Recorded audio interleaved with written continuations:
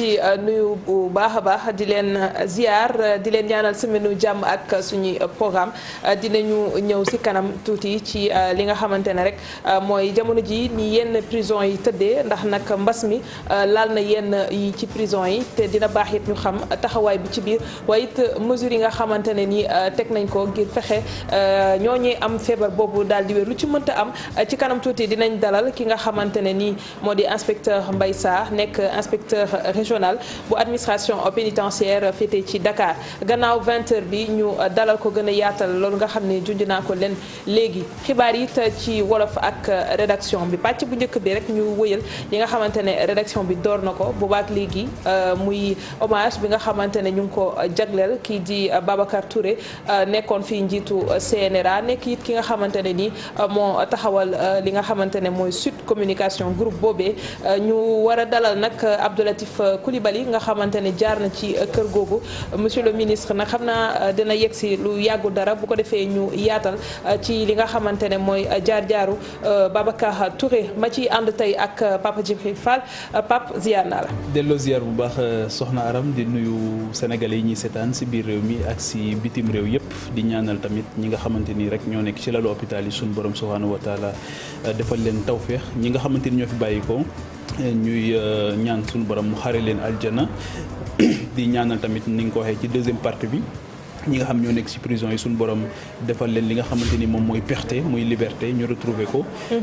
di taxaw tamit ci kooku nga xamante ni tudd nga ko léegi muy Babacar Touré nga xamante ni tey Sénégal yëpp a ñàkk mais ñun tamit ñàkk nañ ñun ñi nga xamante ni ñoom ñoo nekk ci presse sénégalaise wala presse africaine sax de façon globale di ñaan sunu borom subhanahu wa taala fa mu jëm gënal ko fuuf yi nga xamante ni fi la jógee te sunu borom teg loxoom si njabootam aram jërëjëf Pape dinañu gën a ñëw si moom waaye dina baaxit ñu taxaw ci li nga xamante ne tey gis nañ ko ci ay témoignages classe politique bi fës ci loolu muy wane ni rek encore une fois amoon na également rapport yu am solo yoo xam ni amoon na ko ak ñooñu ci wàllu taxawaayam waaye ci wàllu liggéeyam leneen it mooy président Macky Sall gis nañu it moom it ci hommage bi nga xamante ni defal na ko dellusiwaat ci nit ki nga xamante ne nii nit koo xamante ne day waxtaan day dégloo waaye kenn du ko jële ci ay principe am wala ay conviction am encore une fois day nekk loo xam ne suñ ko déggee ci doyen bu mel ni Babacar Touré dafa war a inspirer la jeune génération. effectivement di ñaan suñu borom encore une fois mu xare ko aljana je pense que 69 ans yi nga xamante ni moom la dund ci kaw suuf mën nañoo wax ne amul récréation ndax ba mu noppee jàngam rek booba ba tey mësul deñ di nekk ci li nga xamante ni moom mooy tool bi nga xamante ni mooy lépp loo xamante ni Afrique dina tax Afrique jëm kanam waaye dina tax démocratie tamit jëm kanam donc ñu koy jaale bu baax ki nga xamante ni tamit moom mooy sëriñam di kilifaam muy Cheikh Mouhamadul Mountakha Bachir ibnu sëriñ Bassirou Mbacké nga xam sëñ Abdou Hakim bi nga xamante ni moom mooy rakk ci sëñ Mountakha moom moo nekkoon kilifaam ñuy ñaan sunu borom tamit mu xare ko aljana ci barkeem foofu nga xamante ni foofu la daan yeesale pas-pasam nekkoon li nga xamante ni moom mooy taalibe loolu tamit nekk loo xamante ni lu am solo la di ko jaale tamit le président Macky Sall ndax gis nañ ne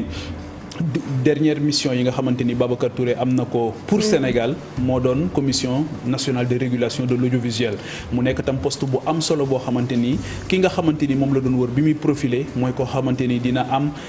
nekk un homme de consensus waaye dina am benn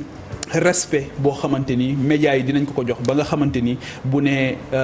diw jaaroo yoon diw jaar nga yoon su boobaa dañ ko koy nangul ndax jaar-jaaram taxoon na mu am respect boobu noonu nga xamante ni ñëpp nanguloon nañ ko te loolu nekk loo xamante ni lu xaw a jafe la encore une fois témoignage yi ni nga ko waxee au-delà de témoignages yi ñu dégg ci président Macky Sall mu nekk loo xamante ni lu am solo la ndax moom la mujjee jëflanteel ci mission bu mel noonu waaye dafa am solo trop dundam macha allah ci journaliste bi d'abord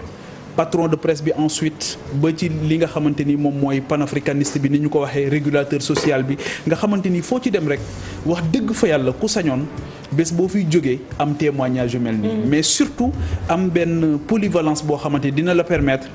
kenn du la tëj ci corporation parce que di nga comprendre enjeux yi fi ñu toll fépp foo xamante ni sa dayoo may na la nga taxaw fa te loolu je pense que ne Babacar Touré def na ko ba ni mu wuyjee suñu borom et tey jii boo gisee li tax ñun ñu gën ko amul njukkal mooy bi ñuy am audace daal di tijji benn bunt bu yees jóge fi nga xamante ni moom mooy Soleil ñëw créer média d'opposition boo xamante ni kat jóge nañ ci di wax rek média boo xamante ni média d'état lay nekk wala appareil idéologique sax de l'état waaye ñëw ci li nga xamante ni moom mooy média boo xamante ni nag mën naa nekk mur de lamentation dañuy dootul am censure wala autocensure waaye dina am responsabilité ndax coloreeru indépendance coloreeru liberté responsabilité la loolu tamit dund na ko bu baax te boo déggee témoignage yi ci ñi nga xamante ni yëpp ñoom la jëflanteel ci moment yoo xamante ni c'était des moments cruciaux de l'histoire du Sénégal jamono bu nekk wane na beaucoup de responsabilité waaye responsabilité boo xamante ni nag daf ko adossé woon ci une indépendance mais surtout résistance par rapport ak lépp loo xamante ni mën naa tax journaliste bi du def liggéeyam. un formateur. wax nga ko ci li nga xamante ne mooy jaar-jaar mais leneen it mooy rapport yi mu amoon. ak yenn ci président yi nga xamante ne nii. ci ay réew ñu jege. Mauritanie Guinée. pour citer que ñaari réew yooyu mu di taxawaay boo xamante ne fu mel ni Guinée par exemple bu ñu ko gisee amoon na jamono joo xamante moom déplacé wu na dem fa waxtaan ak Alpha Condé ngir fexe réew yi mën a déggoo ci yenn yi nga xamante ne bu mel ni feebaru Ebola bi ba Sénégal di wax tëj frontière ak ñoom seen bokk na ci ñi nga xam ne def na déplacement ngir fexe réew yi bañ a réeroo muy dimension panafricaniste bi ñu doon wax également ci moom ci njëriñ li nga xam ne amal na ko continent. waaw loolu mooy wane rek ne kilifa la woon ndax kilifa tamit te loolu dafa baax lool ci jamono boo xamante ni suñu waxee rek ñuy tooñ souvent sax naan waxi journaliste la. waaw ndekete tamit journaliste kilifa la comme ni nga xamante ni noonu la ko avocat bi nekkee noonu la ko magistrat bi nekkee noonu la ko menuisier bi nekkee noonu la ko plombier bi nekkee kenn ku ci nekk foofu li muy wane mooy métier bi ngay def jox ko ak xam dëgg teg ko ci dëgg lal ko ci dëgg def ko. te di ci wut ngërëmal suñu borom je pense que c'est extrêmement important mooy soubassement spirituel bi nga xamante nit ki dina ko trouver ci pratique professionnelle am et je pense que c'est ça finalement qui fait la différence entre les uns et les autres te moom gisoon na ne dafa war a am benn taxawaay boo xamante ni dina ko am ngir génération yi nga xamante ni ñee ñëw wax naa léegi ne frayer ne chemin pour tijji média d'opposition mais yemu ci sax bi nga xamante ni benn centre d'études des sciences et techniques de l'information rek moom moo fi nekk di génne un nombre boo xamante ni nombre bu tuuti la te mu gis ne presse dafa am solo ci réew pour ndax dafay accompagner processus de démocratisation waaye dafa nekk une entité importante boo xamante ni itam dafa bokk ci liy développer réew suqali réew mais moom ci boppam ginnaaw groupe de presse bi dañu dem tijji ak kër goo xamante ni itam muy ISIC foo xamante ni foofu la ñuy tàggate ay nit di leen former ngir ñu mën a tas xabaar ci barab boo xamante ni dina gën a yaatu aussi bien ci Sénégal mais ci biir Afrique yëpp donc il avait une haute idée de ce que devrait être la presse une presse libre et indépendante te loolu nag yitte boobu yëkkatiku mu yëkkati maa ngi koy fàttali chaque jour ci li sëñ Cheikh Ahmed Tidiane Sy Al Maktoum doon wax ne journaliste dafa amee une mission prophétique te prophétie mooy prêcher la bonne parole mais bonne parole boobu mu doon prêcher moo ko yóbbu woon ba Guinée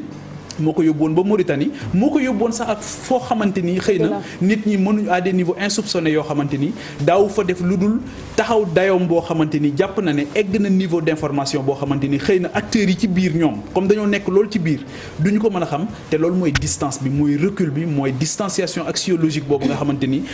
dina permettre journaliste bi mu analyser froidement les choses wax leen ne leen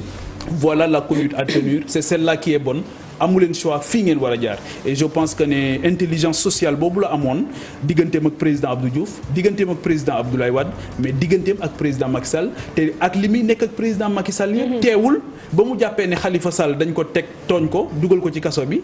dafa signer pétition pour mu génn c'était un acte très fort boo xamante ni dialectique la boo xamante ni xëy na yombul pour nit ki gérer ko mais je pense que ne loolu la maam Abdou Aziz doon théoriser tudde ko l'éthique dans le désaccord même ci désaccord dafay am éthique boo xamante ni moom la ñuy préserver te moom la wone foofu te permettre na leen ñu sauver l'essentiel mooy le respect mutuel te loolu moo tax tey président Macky Sall mën a jëflanteeg moom ba noppi ba mu jox ko lenge yi mu jox ko keneen mu mën ko témoignal tey témoignage yu rafet bi nga xamante ne def na ko ISIC boobu nga wax di école boo xamante ne jaar naa fa Latif Coulibaly nekkoon également sama professeur en presse écrite bi ñuy def 3e année di wax rek encore une fois ci li nga xamante ne nii école boobu def na ko ci sama ñu mel ni man parce que peut-être CESTI nga tudd mais am na tamit yeneen école yoo xam ne ñu ngi fi ñuy jàngale di tàggat nit yi mais dina baax également ñu xool ci taxawaay bi nga xamante ne ñooñu di ay kilifa ci réew mi am nañ ko moom laa tudd mi am na ñeneen ñoo xam ni jaar nañu ci seen loxo ñu mel ni Baba Diop ñu mel ni ki nga xamante ne mooy Abdou Aziz Diop